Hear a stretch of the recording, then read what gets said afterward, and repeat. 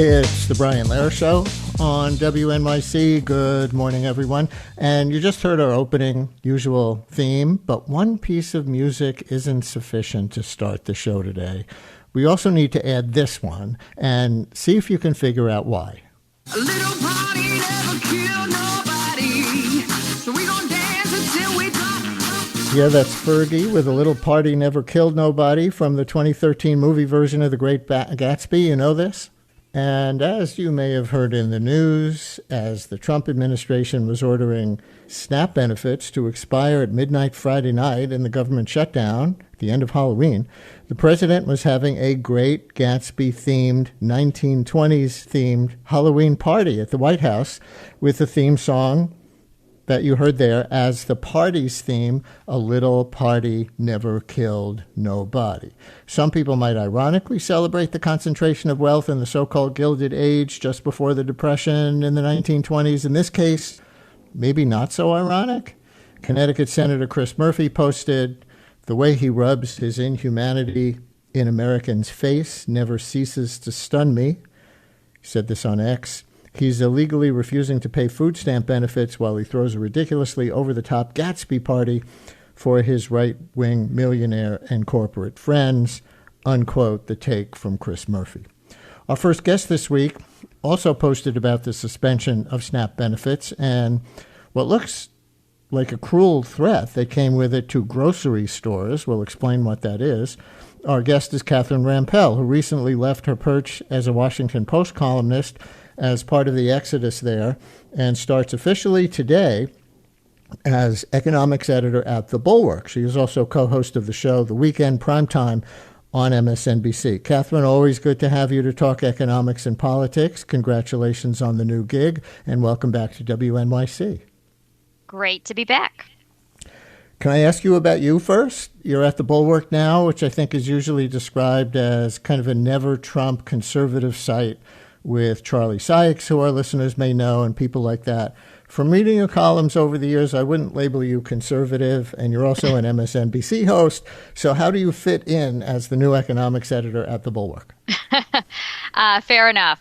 The Bulwark was founded by a core group of, I guess, never Trump Republicans, but actually they have expanded and hired people with all sorts of political persuasions and have really invested in more reporting. And I think that's where I fit in. I think of what I do as reported opinion. In some ways, I think I would be characterized as left of center, in some ways not. I try to do a fair amount of reporting and research, talking to experts, talking to people on the ground affected by various policies, and then build an argument out of that. And there are some other folks there who I think of as doing similar work, like Jonathan Cohn, who's an excellent longtime healthcare reporter, who does sort of more analytical stuff, but would not necessarily or in really in any way be considered, part of the core Never Trump Republican group. So,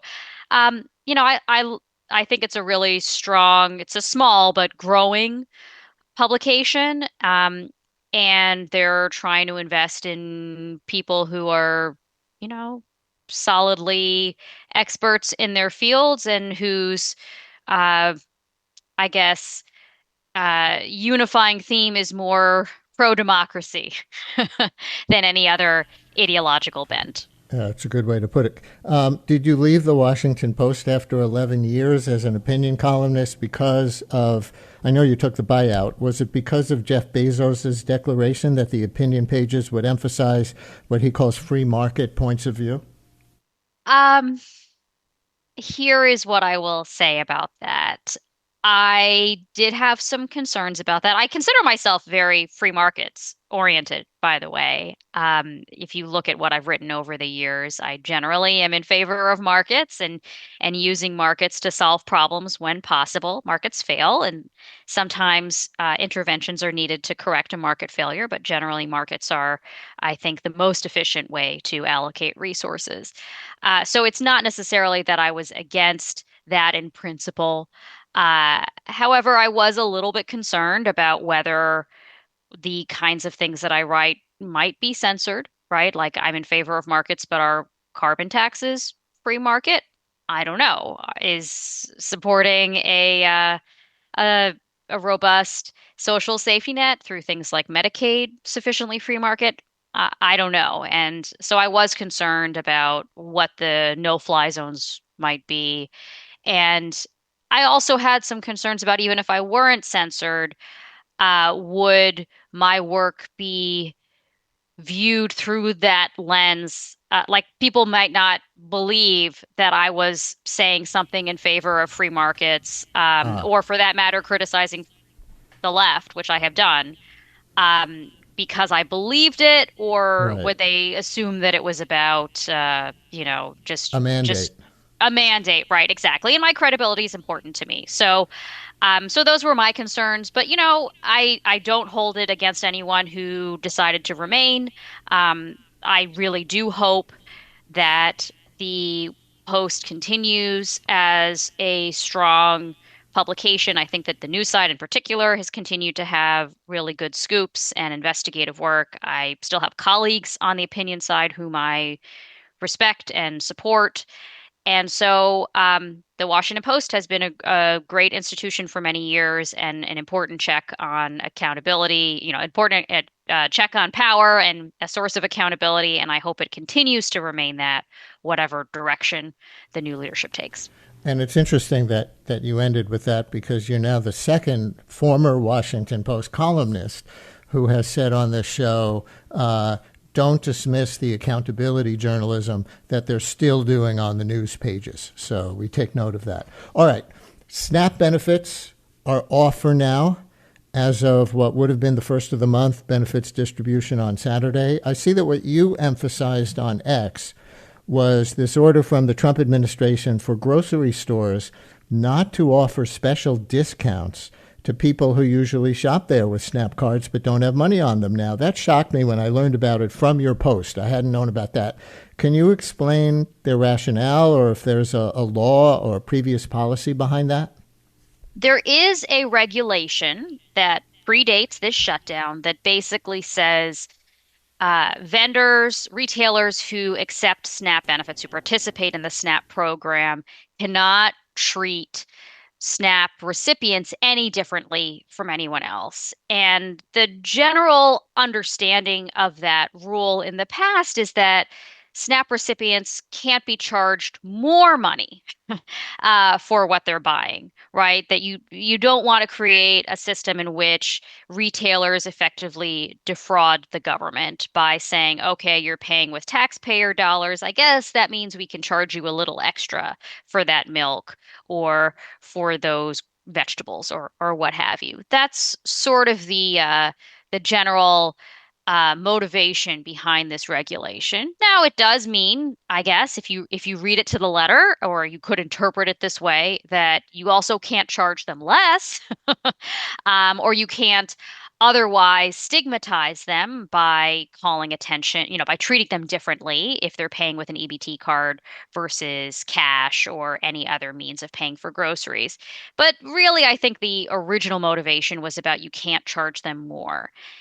Now that this shutdown has happened and benefits have lapsed, there are a lot of Americans, 40 million Americans, who are worried about whether they will be able to afford their grocery bills. And some grocery stores had stepped in and said, look, we know you're struggling. We're going to give people a special discount if they can attest or otherwise demonstrate that they are one of these affected households. I actually a store that I shop at sometimes had offered this as a special temporary discount to people who might otherwise be having difficulty.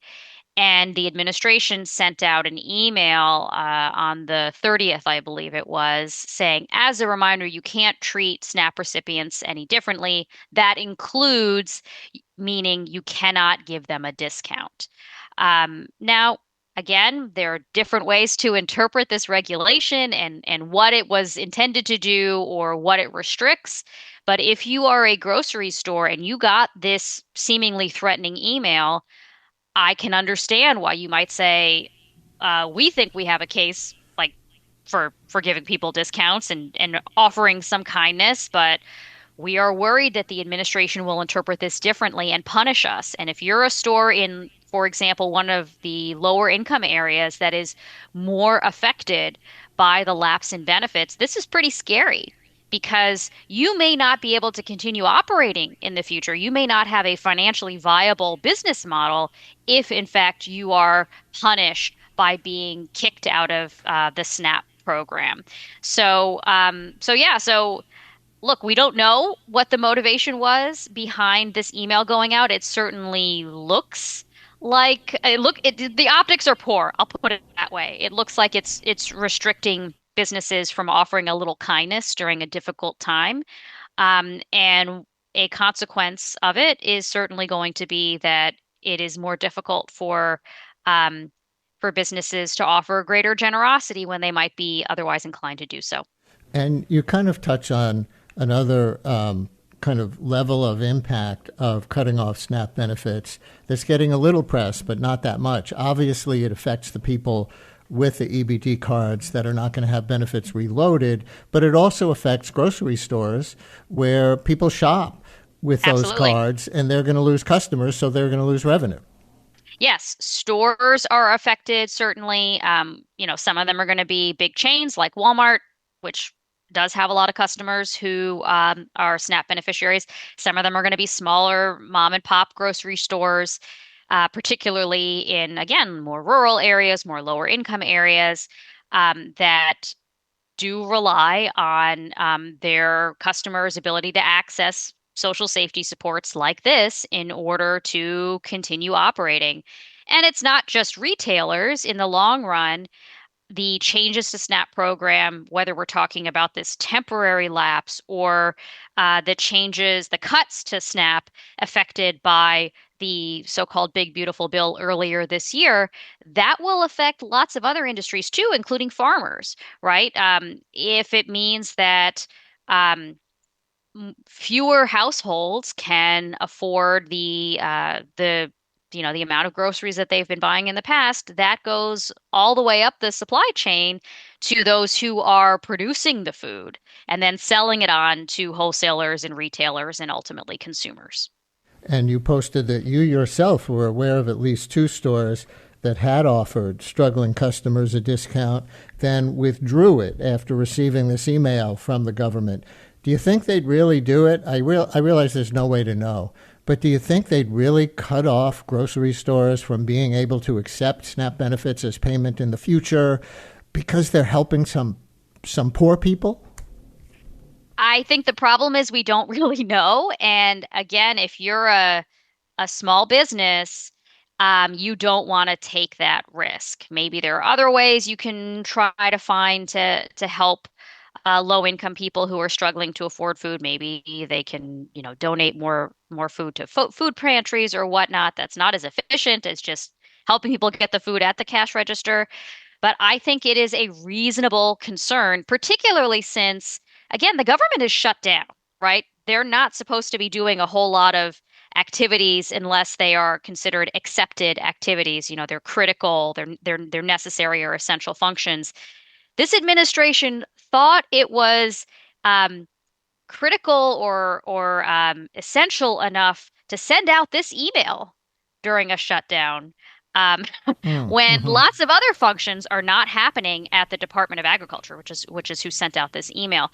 So again, you can infer from that what you will, but I would infer that that means they take this seriously and they sent out this email for a reason that it is at least a significant enough risk that, yeah, they might decide to kick people out or to kick businesses out of the program if they offer a little kindness. And listeners, this can be one of our call-in topics for Catherine Rampell, now economics editor at the Bulwark, former Washington Post columnist, also an MSNBC weekend primetime host. If you receive SNAP benefits and did not get your November 1st distribution, what are you doing differently today for food, or what is anyone you know with EBT cards doing differently? 212-433-WNYC, 433-9692. Or if you own or work at a grocery store, have you been tempted to offer discounts to customers you know who usually use their EBT cards, their SNAP cards, to shop there? What do you think, legally or morally, about this warning from the federal government not to? Has it stopped you in your tracks from considering it? 212-433-WNYC, call or text, or anything else about the economy right now, because we are going to get to some other things with Catherine. Tariffs in the news, inflation in the news, interest rates in the news, all for Catherine Rampell, now economics editor of the Bulwark. 212-433-WNYC, 212-433-9692, call or text. Catherine, I didn't see you post specifically about the Trump Gatsby party as the clock was about to strike midnight on Snap on Friday night. And one correction, by the way, I said it was at the White House. It was actually at Mar-a-Lago, which I guess is fitting. I guess the Gold LeMay East Room, Donald J. Trump Ballroom wasn't finished yet. But as economics editor and columnist, what does the party signify to you, if you have any thoughts? Man, this is a little too on the nose. That was my reaction. It's like Right? you could not design a starker split screen between the president partying in a roaring 20s, notoriously a time of very high income inequality, when the economy was looked great but was really teetering on the brink. There was a bubble that was about to burst. Split screen of a celebration of that era. By the way, Gatsby also has this famous line about careless people. They were careless people. That was about, one of the central themes of the book. For those of us who remember reading it in middle school or high school, the one of the themes was about careless, spoiled, rich people who are basically indifferent to the suffering that they cause among the little people whom they think don't matter. This is literally what the book is about.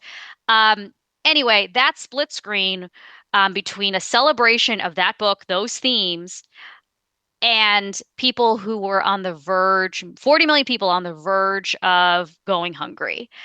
You just could not have designed like the if this had appeared in an episode of like The West Wing or some other political drama, I would have said, it's too broad.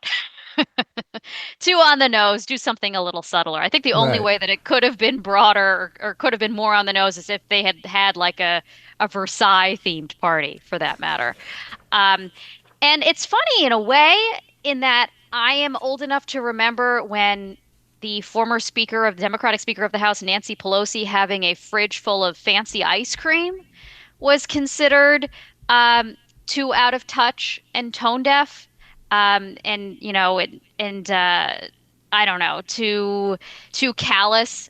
Why is she frittering away money on fancy ice cream when people are struggling in the country? And this is just orders of magnitude more tone deaf, and somehow is not getting the same outcry from some of the same people who were mad about the fancy ice cream. But yeah, it's a bad look, and I don't know that it was deliberately designed to rub it in people's faces. I know a lot of people are like, oh, this is like trying to show off how little they care. I don't think that was it. I think it was just obliviousness. That's how I would interpret it. That many people oblivious to what The Great Gatsby was about Maybe. I and mean, the how it characters in relates. The Great Gatsby were pretty oblivious. I guess. So I maybe it's guess. timeless. Here is Jim in Hunterton County, who I think supports the idea of prohibiting grocery stores from giving discounts to people whose SNAP benefits have been cut off. Jim, you're on WNYC. Hello. Hi, thanks. Hey, yeah, if you were in the grocery store and you're working hard, you and your family, your wife, your husband, whatever, and you're struggling, but you're doing okay, and the person in front of you out of nowhere receives a 10, 15, whatever 20% discount because they're on SNAP benefits, but they don't have their card in hand, whatever. Now, the fairness. How could anyone justify that? I think that's the real reason behind the email going out. That you just can't do that. It's just going to create a lot of animosity and just unfairness. Jim, how about if you lost your private sector job all of a sudden and the income that came with it, and you were shopping at a grocery store where they knew you, and they wanted to give you a discount temporarily to tide you over until you got back on your feet? Would you object to that? I would, because I'm prepared for that. And you could say, well, I'm one of the few or whatever, but I spend my money wisely. I save my money wisely. And I don't think it would be the grocery store's place to say who gets a discount and who doesn't. It should just be across the board what it is. No, I don't agree with that. Okay, fair enough. Thank you for calling in. We appreciate that. And Catherine, who knows? Maybe the Trump administration will have majority political support on this if Jim's calling. We have one other like it. I don't need to go through call after call. But it wasn't hard here, even in, blue New York City, to find people calling in right away to say, well, on that policy. To be clear, when people are paying with SNAP benefits, it's the same thing. I mean, they are they are getting a discount effectively because they're getting a subsidy. They're getting a subsidy. Discount in what they're charged. No, but it's arithmetically the same. How much are they paying out of pocket, right? And the whole idea behind this program is to help people afford food when they're in a situation where they're not pulling in enough income to afford food on their own. So I think it's the same. It's effectively the same thing. And in fact, it's like probably less of a discount if they're getting 10% off versus getting, one like a cash infusion to help pay for groceries. And in fact, one thing, if we're talking about the grocery store that's making the decision, no one's making the grocery stores, right? Would be making the grocery stores offer a different price to some customers versus others. They do price discrimination of all kinds. That, if people bring in coupons or senior citizens, there are lots of different ways that private stores are allowed to offer different prices to different customers, so long as they're, not discriminating against particular protected classes. If the store thinks it's going to create animosity among their customers, they can make that judgment for themselves and say, you know what, we're going to alienate too many of our customers. We don't want to do that. Why is it the government's role to decide how a store runs its business and figures out what to charge customers, again, as long as it's within the confines of the law? In this particular case, the government has the ability to do it because there are some strings attached to participation in the SNAP benefit program. That's how they're legally allowed to do it. But I think, like, philosophically, it seems like stores should have the ability to offer discounts to people if they want to. Again, as long as they're not discriminating against any protected classes. And that's the whole reason we have SNAP benefits in general, so that we can help subsidize people who temporarily need the help. Why not let private stores decide how to do this, how to price for themselves? Anthony in Brooklyn may be one of those people who needs the help. You're on WNYC, Anthony. Thank you for calling in. Good morning. I'm on SNAP benefits, and I'm also on Social Security disability. And I don't believe that you can talk about the loss of SNAP benefits without talking about the loss of my disability check. Talk about it. Well, I'm on two programs. I'm on HASA, HIV/AIDS Service Administration, where I receive my SNAP benefits. And my Social Security check goes towards rent, and my living expenses. And without my Social Security disability check, I can't pay my rent, and I can't make up the funds that I lose from my SNAP benefits. And it's hard to talk about, simply being that, I fought all three arms of our government during the AIDS epidemic. Mm-hmm. And to see this happening now is infuriating. If you want to continue, Anthony, and obviously everybody can hear the emotion in your voice and how personal this is for you, and from the last thing you said, I'm sure you knew a lot of people who suffered and probably perished in the past as a result of what you probably see as government inaction at that time. But what's your plan for the moment to compensate, if you have one? Well, I'm fortunate enough not to be a consumer. And, what does that mean? And that means I don't spend money, and other than what I need. And I was fortunate enough to, in order to keep my HASA benefits, which is a city-run program, I was taking money out of my account and storing it, cash. So I'm fortunate to have some cash that will be able to support my grocery needs and some of my bills for a short period of time. But wait, did you just say you were hiding your income in order to get benefits? Are you trying to get me in trouble? I'm trying to understand, because people will hear what you just said a certain way.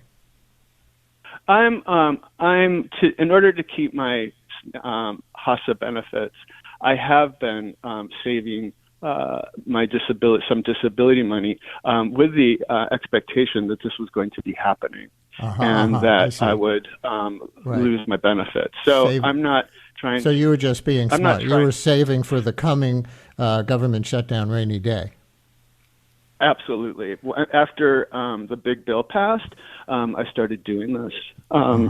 Yeah. Prudent. By the way, one other thing, just in case you're not receiving benefits that you could be receiving, my producer just posted an article that says Social Security disability benefits. I don't know if that's the particular kind you're getting, but they're covered by mandatory spending, which means, I'm quoting from the article now, that the funding for the program has already been approved by Congress without an expiration date. As a result, Social Security recipients, including retirees, disabled Americans, and dependents of deceased workers, would not see an interruption in their monthly payments if the government shuts down. So why haven't I received my payment yet? Good question. Catherine, can you help him with that at all? Maybe he's got an avenue here to get that going again. I would suggest reaching out to legal aid. I don't know which is the best legal aid group for where you live, but they have, in other states, I know that they have been effective at helping people navigate this system when they are due benefits that have not been awarded. So that would be my suggestion. Or maybe you're a member of Congress even, since it's a federal benefit. Anthony, good luck. Thank you very much for calling in.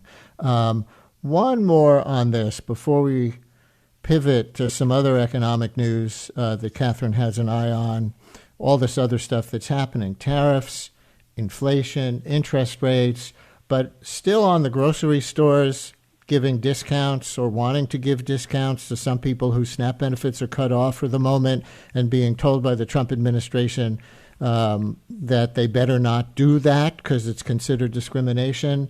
Harry in Forest Hills has a story, I think. Harry, hello, on Brian. WNYC. Long time no speak. Hi, Long Harry. time no speak. Glad How you're you on. doing?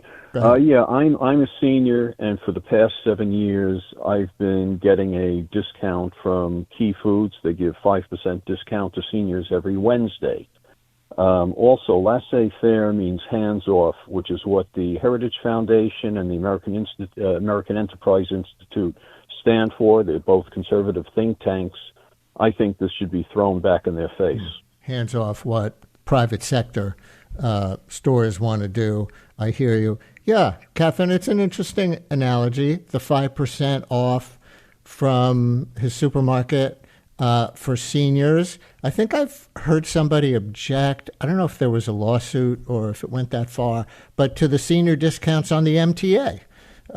For riding the buses and the trains in the New York City area as somehow discriminatory. So Yeah, senior there are other discounts things are like this. right, exactly. Senior discounts are quite common. I'm not a lawyer, but my understanding is that that is perfectly legal. You can't discriminate to harm people. I think that it's the age cutoff for what is counting as age discrimination is like over age 40, which is going to include me Hmm. pretty soon. Hmm. Um, in any event, you can't discriminate in a way that harms customers that skew older, but you can, it's perfectly fine to give them discounts. And yeah, this is true for movie theaters. This is true Hmm. for grocery stores. Certainly, lots of vendors are able to do this, and that's sort of my point that stores, private businesses can offer discounts to people who in broad categories would be able to afford Right. Less. only lower prices, and Yeah. that might be seniors, that And might be students, that right. might be lots of different categories of people who have less disposable income. And I think it is reasonable to believe that people who are low enough income to qualify for SNAP would be a category that businesses might say, hey, we would, it's not just about kindness. This is about our self-interest. We want to get those customers in the door, and the only way we can get them in the door is by saying, like, hey, here's a price you can afford during this hopefully temporary period when your food stamps have run out. So yeah, I think it's a totally rational business strategy, and as far as I know, would be totally kosher if not for this regulation that though that stores that participate in SNAP have to abide by, which basically says no treating SNAP customers any differently from anybody else. More with Catherine Rampell on other economy news right after this. Brian Lehrer on WNYC as we continue with Catherine Rampell, who some of you may know is a Washington Post columnist for the last 11 years. She recently left there and starts today as economics editor at the Bulwark. She is also co-host of the show The Weekend Primetime on MSNBC. And let's go on to some other issues that your economic expertise can help us with. There's a big Supreme Court hearing on Wednesday about President Trump's tariffs. I know you're not a lawyer, but do you get what the constitutional question is before we get to the economics?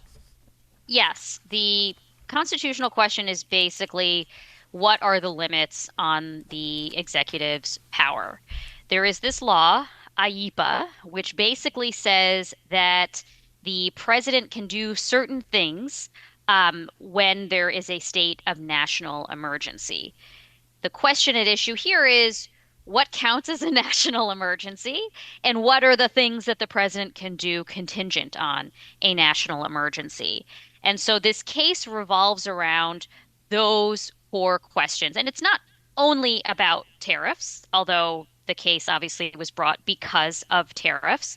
And to give some flavor of what's at issue here, the tariffs that have been threatened or implemented against places like Brazil or Canada, those are justified by the president on these national emergency grounds. What are the national emergencies? Well, in the case of Brazil, it's that Brazil has apparently been mean to Trump's buddy Bolsonaro, a former leader of Brazil who has been charged and convicted of various bad behavior. Is that a national? Election rigging. Yes, yes. A Without right-wing going, yes, right-wing populist who claimed an election was rigged when it wasn't.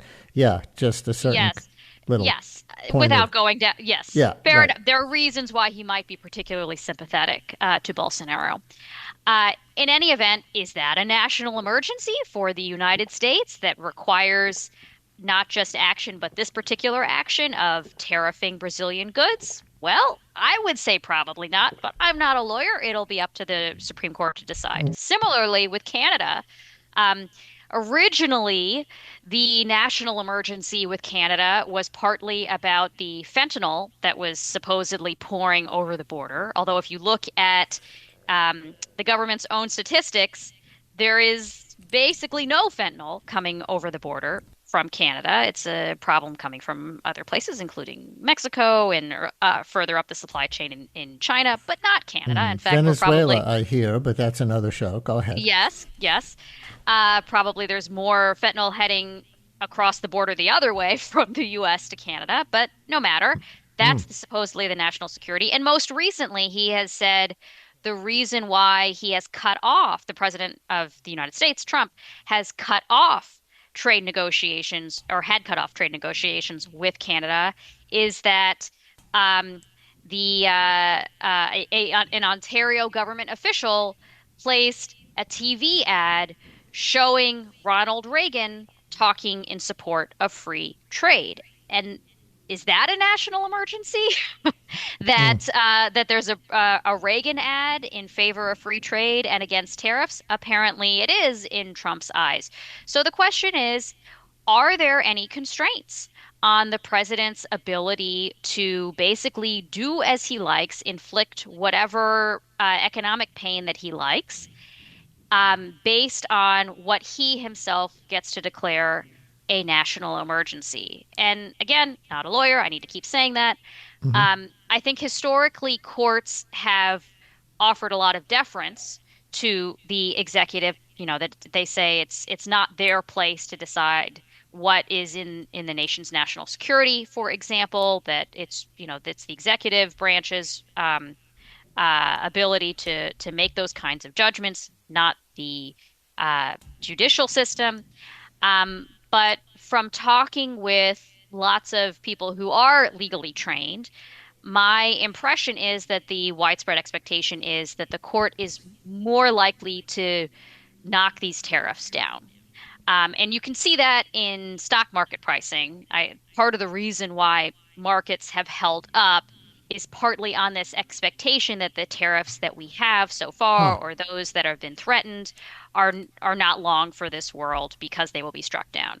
What Doesn't mean that about they the won't. Pardon? what I was just going to ask? What about the 47% tariff on China, which I think they could make a decent case that is based on trade policy, not other considerations?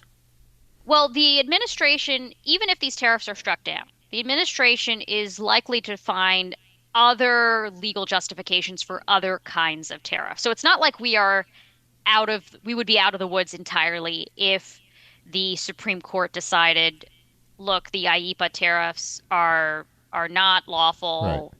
Can't do them. There are lots of other ways that the president could impose tariffs. They would be structured a little bit differently. They might be more often on particular sectors as opposed to countries. And in fact, the administration has already put in place some of these sectoral tariffs on things like steel, for example. So that's a tariff that's on the product as opposed to a particular country, although they can like carve out for particular countries. So it's not like the tariffs would go away entirely, but that process is a lot more slow going. It's through a different part of the law, and it requires basically more homework from the administration to put them in place. So at And least, what about? yes, And I got you want to finish the thought there, but I think we got it. I was just going to say at least companies might have more time to adapt. Right. On the economics of the tariffs, the monthly inflation report came out recently. It was around a 3% rate, not much of a change from earlier in the year. And the administration touted that the inflation spike from tariffs that their opponents have been predicting did not materialize. Meanwhile, the government is taking in billions of dollars from the tariffs, they say, and more companies are succumbing to the pressure to move production to the United States. Do they have a point? So it is true that we have not seen a huge spike in prices. You can see it actually in some products that prices have gone up because of tariffs, but it's not nearly as big as had been expected. And that's for a few reasons. One is that a lot of companies stocked up in advance of the tariffs. I've talked with companies that right after last year's election, before, well before Trump was even sworn in, they started front loading a lot of inventory from China and other countries where they could, auto parts, for example, artificial Christmas trees, things like that, things that are durable, not perishable, and will last them for a while. So companies were stocking up. That's part of the story. Part of the story is also that if these tariffs get struck down or never materialize in the first place, because remember, Trump has also backtracked on a lot of his tariffs. He's announced them, he's paused them, he's delayed them, etc. So some of the tariffs have not actually had any bite yet. So, there's some assumption that maybe the tariffs won't be effective. As you point out, there is more tariff revenue being collected because some of the tariffs have been implemented. If there is this expectation that the Supreme Court is going to strike all of those tariffs down and rebate the money back to companies, a lot of those companies are saying we just got to grit our teeth and absorb the cost for now because we don't want to tick off our customers with higher prices. And we have to, just keep our fingers crossed and hope that that money comes back to us. So I think that's part of what's going on, that companies are saying we're going to try to wait it out and hope that the tariff money gets paid back to us, and in the meantime hold on to our customers, and then we can operate business as usual on the other side of this. So the tariffs still may cause a spike in inflation, TBD. So last thing, and we just have a minute left, because with this comes the Federal Reserve Board's decision to cut interest rates a quarter of a point, with one Fed governor wanting even more of a cut to boost economic growth when it's been slowing down, and one saying there should have been no cut because of the inflation rate remaining above their target, 2%. How would you have voted if you were on the Federal Reserve Board, if you're willing to say? Oh, I'm glad I don't have that job, honestly. They have an impossible job.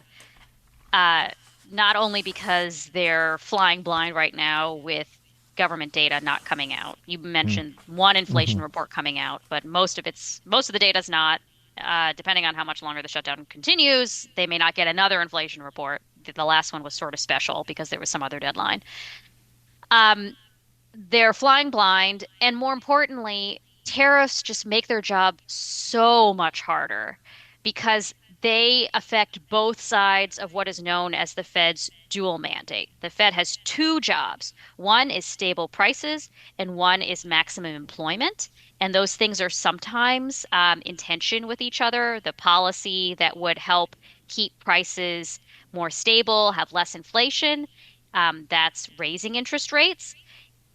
That same policy will hurt employment and job growth and economic growth because you have higher interest rates and it makes it harder for companies to invest and expand and all of that.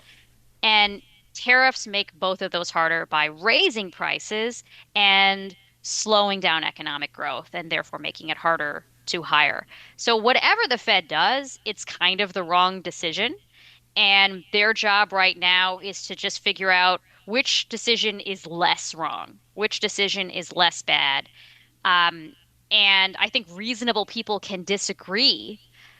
The better solution to all of this, the one weird trick that would help the economy along, certainly help the Fed make its decision easier, would be to just have the tariffs go away.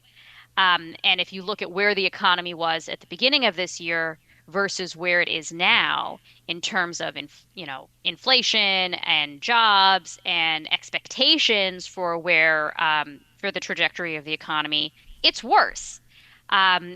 It's not so bad that we're in recession, but it is definitely worse. And if you look at the Fed's projections before Trump took office versus today, they thought inflation would be doing a lot better by now, but tariffs have made it worse and have, as I said, made their job basically impossible. Catherine Rampell, now economics editor at the Bulwark and co-host of the show The Weekend Primetime on MSNBC. Catherine, we really appreciate it as always. Thank you very much. Thanks for having me.